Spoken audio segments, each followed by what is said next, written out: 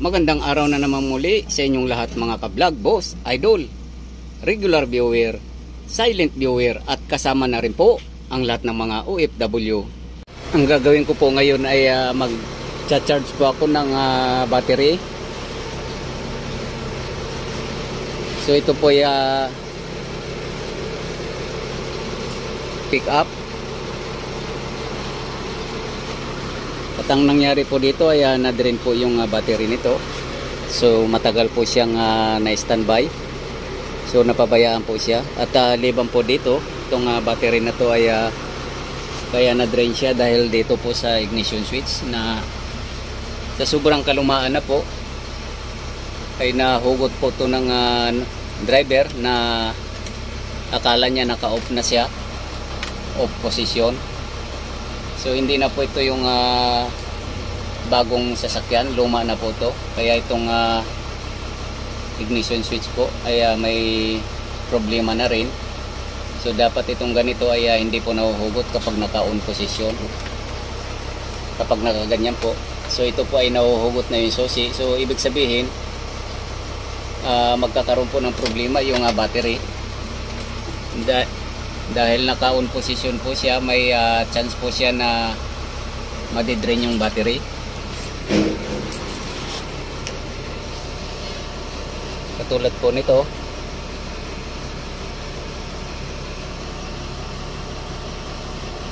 Kaya po nag-spark siya, kung napapansin nyo.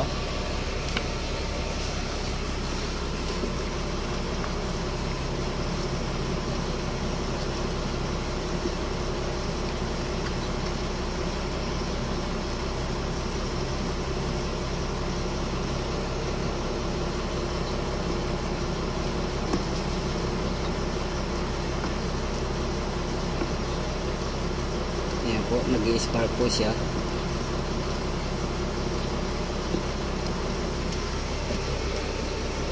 So kapag ganyan po ay sa katagalan po ay nakakapag-discharge po ng battery yan kahit na mahinang-mahina siya. Dahil kung yung wala nga pong grounded ay nagkusang nagdi-discharge yung battery sa katagalan, mas lalo na po yung mayroon siyang grounded. So madidrain po siya. Yan. So yung problema po talaga dito ay itong ignition switch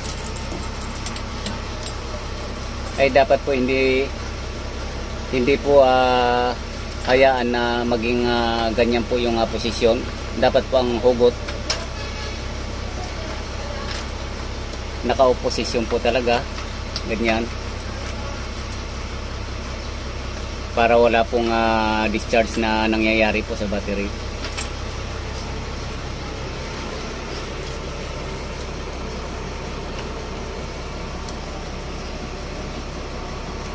So yan po, wala oh.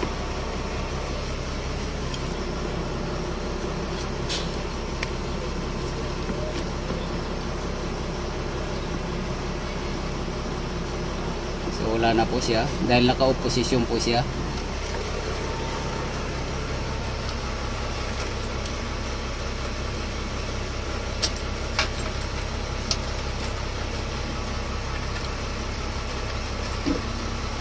So ang gagawin ko po dito ay i-charge ko na lang po muna siya dahil hindi po mapaandar yung makina.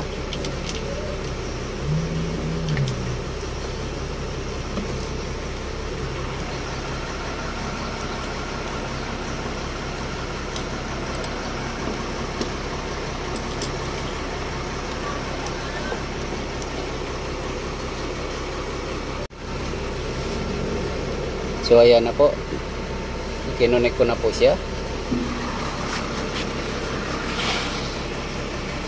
At ayan yung reading.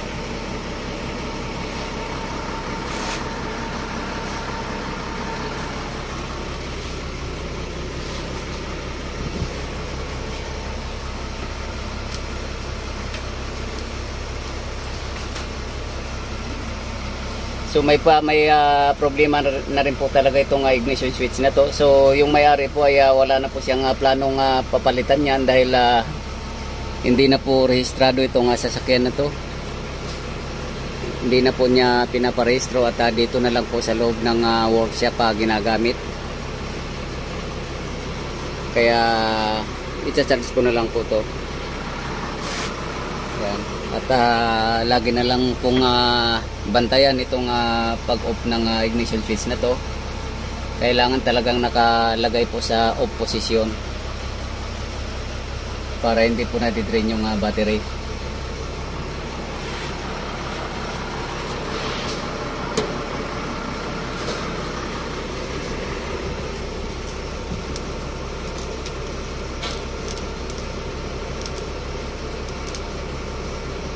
Yan. So hanggang dito na lang po muna ang video kong ito. Please like, subscribe na lang po and hit notification bell para sa susunod na mga video. God bless all po.